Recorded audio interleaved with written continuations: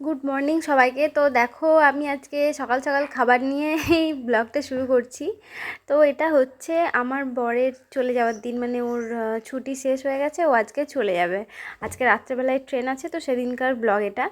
তো কয়েকদিনই হয়ে গেল ও চলে গেছে, তো ভিডিওটা এডিট করে পোস্ট করা হচ্ছে না।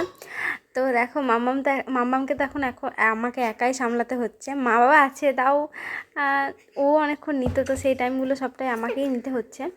তো দেখো সকালবেলায় উঠে আমরা পেটাই পরোটা খেয়ে নিলাম, মানে ছেঁড়া পরোটা যেটা বলে।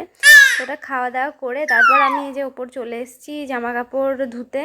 তো জামা কাপড় ধুয়ে ছাদের মধ্যেই আমি ধুই বেশিরভাগ দিন, আবার ছাদের মধ্যে ধুয়ে ছাদের মধ্যেই মিলে মানে শুকাতে দিয়ে দিই, তো তাড়াতাড়ি শুকিয়েও যায় ছাদে দিলে। আর এরপরে যাব রান্না তো মাই করছে, আর চিকেন হবে, তো চিকেনটা আমি করব। আর চিকেন হলে আমি, না হলে তোমার দাদাভাই করে। দেখো মাম্মাম কত কথা বলছে, আমাকে ভিডিও এডিট করতেই দেবে না। যখনই আমি ভিডিও এডিট করি ও খুব কথা বলে। আর এই যে দেখো মাম্মাম রোদের মধ্যে শুয়ে আছে, আর ভিডিওটা ওই করছিল, ওই মাম্মামকে দেখছিল, মানে মাম্মাম শুয়েছিল, ও ও দেখে রাখছিল। তো যাই হোক, চলো আমি কাপড় টাপড় ধুয়ে স্নান করে তারপর রান্না করতে চলে এসেছি। রান্না বলতে শুধু চিকেনটাই করব, মা বাকিগুলো সব করে নিয়েছে। তো আমি মাংসটাতে শুকনো লঙ্কা বা শুকনো লঙ্কার গুঁড়ো কোনোটাই দিই না, আমি কাঁচা লঙ্কা দিয়েই মাংস রান্না করি, ওই জন্য কালারটাও ঠিকঠাক আসে না। একটু কালারটা কীরকম হয়েছিল, কিন্তু খেতে ভালো হয়েছিল। তো দেখো মাম্মাম একদম আমাকে ভিডিও এডিট করতে দিচ্ছে না, মানে ওর সাথেই কথা বলতে হবে ওর। নাও বলো, তুমি বলো, তুমি কথা বলো, নাও। কি হলো, কি করবে বলো। তো এই যে দেখো আমার চিকেন হয়ে গেছে, এবার একটু গরম মশলা দিয়ে দেবো, তারপর নামিয়ে নেব। তো চলো তোমরা ভিডিওটা দেখতে থাকো। আর এরপরে দেখো সন্ধ্যাবেলা মা লুচি করছিল, তো ও রাত্রে লুচি নিয়ে যাবে, লুচি আর চিকেন নিয়ে যাবে, না হলে অন্য কিছু করেছে নাকি আমি ঠিক জানি না, মার খাবে। তো এই যে দেখো আমি গরম গরম লুচি আর চা নিয়ে চলে এসেছি। কি করবে বলো, কি? তো এই যে দেখো ওর বাবার কোলে তখন আদর খাচ্ছিল বাবার। তো যাই হোক, তোমরা ভিডিওটা দেখতে থাকো, দেখতেই পাচ্ছ মামাম কীরকম ডিস্টার্ব করছে, আমাকে ভিডিও এডিট করতেই দিচ্ছে না। আর এরপর ওর বাবা ওর বাবা যে জামা কাপড় গোছানো শুরু করে দিয়েছে, গুছিয়ে রেখেছিলাম কিছুটা, ওর আবার ব্যাগ পছন্দ হলো না, তো ওই জন্য আবার ও জামা কাপড় চেঞ্জ করে নিয়েছে।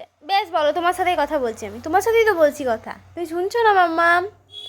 তো এই যে দেখো জামা কাপড় গোছাতে শুরু করে দিয়েছে, তো খুব কষ্টও হচ্ছিল, খারাপও লাগছিল, আমি একটু কান্নাকাটিও করছিলাম এর আগে। তো আর ওরও খারাপ লাগছিলো, ওরও খুব মন খারাপ করছিল মাম্মামকে ছেড়ে যাবে বলে। তো ও না বাড়ি থেকে সেদিন বাড়িতে থাকতেই, বেশ নাও তুমি বলো, ঠিক আছে তুমি বলো, নাও বেশ, আমি এডিট করব না, হয়েছে? তো গুড মর্নিং সবাইকে। আর ও তো কাল রাত্রেই চলে গেছে, তোমরা দেখতেই পেলে। তো আমি না সেরকমভাবে ভিডিও করতে পারি না, মানে অনেকজন দেখি যে যাচ্ছে তো কাঁদছে, সেগুলো ভিডিও করে পোস্ট করে, তো আমি এরকম পারি না করতে। আর আমার ভালোও লাগে না ওগুলো, মানে ঠিক আছে, কিন্তু তাও আমি ওগুলো দেখাতে আমি পারবো না সবাইকে। কষ্ট সবারই হয়, সবাই কাঁদে, সবারই কষ্ট হয়, কিন্তু তাই বলে ভিডিও করে তোমাদের কাছে দেখানো, সেটা মানে ওইগুলো দেখালে হয়তো আমার অনেক ভিউ বাড়বে, তারপর সাবস্ক্রাইবার বাড়বে, ঠিক আছে, লাইক কমেন্ট পাবো, কিন্তু আমার ভালো লাগে না ওগুলো দেখাতে, ওই জন্য আমি ওগুলো শেয়ার করি না তোমাদের সাথে। যেটুকু মানে না করলে নয় সেটুকুই করি, ব্যাস ওইগুলো আমি পারি না শেয়ার করতে। তো দেখো ঘুম থেকে উঠে গেছি, অনেকক্ষণই উঠে গেছি। তো আজকে প্রচণ্ড ঠান্ডা, ওই জন্য নিচেতে এখনও যাইনি, যাবো এবার। মা এসেছিলো, আর কাল রাত্রে আমরা দুজন একাই ছিলাম। এমনিতে আগে আমি যখন প্রথম বিয়ে হয়ে এসেছিলাম, তখন না আমি একা থাকতে পারতাম না, ভয় করতো খুব, তো মা থাকতো আমার কাছে। তো আমি কালকে রাত্রে মাকে বললাম, ও যাওয়ার আগে থেকেই বলছি যে মা আমি আজকে আমি একবার একা থেকে দেখবো আমি পারছি নাকি। তো মা বললো বেশ ঠিক আছে। তো কাল রাত্রে আমরা দুজন, আমি আর আমার মেয়ে একাই ছিলাম আমার ঘরে। হ্যাঁ, তো মা দেখে গেল যে ভয়টাই পেয়েছি নাকি, আর ঘুম ভেঙেছে নাকি, তো ওকে নিতে এসেছিলো, তো ওর ওষুধ খাওয়া হয়নি বলে আর আমি পাঠালাম না, তো ওষুধ খাইয়ে নিলাম। এবার আমরা একসাথে নিচেতে যাচ্ছি। আর মাম্মাম কিছু বলবে, তুমি কিছু বলবে? বলো গুড মর্নিং, বলো তো, বলো তো গুড মর্নিং, বলো খুব ঠান্ডা এখানে, বলো গুড মর্নিং। তো চলো তোমরা ভিডিওটা দেখতে থাকো, আর আশা করছি ভালো লাগবে। কি বলবে বলো, না বলো, বলো কি বলবে বলো। হাই বলো, হাই।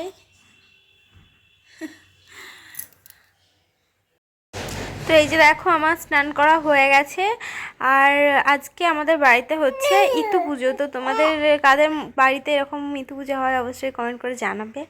তো এই যে দেখো আমি স্নান করে চলে এসেছি, এবার একটু আমি প্রণাম করে তারপর খাওয়া দাওয়া করে নেবো। আর আজকের এই পুজোর এটাই নিয়ম, মানে আমাদের বাড়িতে মানে যত মেয়ে আছে সবাইকে এই পুজোগুলো করতে হয়। তো দেখো মাম্মাম এতক্ষণ কিন্তু চুপ ছিল, ব্যাস আবার আমি ভিডিও এডিট করতে শুরু করলাম, আবারও চিৎকার শুরু হয়ে গেল। আমি জানি নাও কী করে বোঝে যে আমি ভিডিও এডিট করছি। তো চলো আমি একবার দেখিয়ে দিই তোমাদের আমাদের ঋতু পুজো কেমন হয়। আর আজকের ব্লগটা এটুকুই, কেমন লাগলো অবশ্যই কিন্তু কমেন্ট করে জানাবে, আর ভালো লাগলে অবশ্যই একটা লাইক কমেন্ট শেয়ার করে দেবে। তো চলো আজকের মতো টাটা। আর এটা হচ্ছে আমাদের ইতু পুজোর ঘর। তো এটা হচ্ছে ভোরবেলা গিয়ে এটা আমাদের বাড়ির পাশে কোনো পুকুর থেকেই জল নিয়ে আসতে হয়, তারপর সেটাতে পুজো করতে হয়। তো এটাই নিয়ম ছিল আমাদের ইতু পুজো।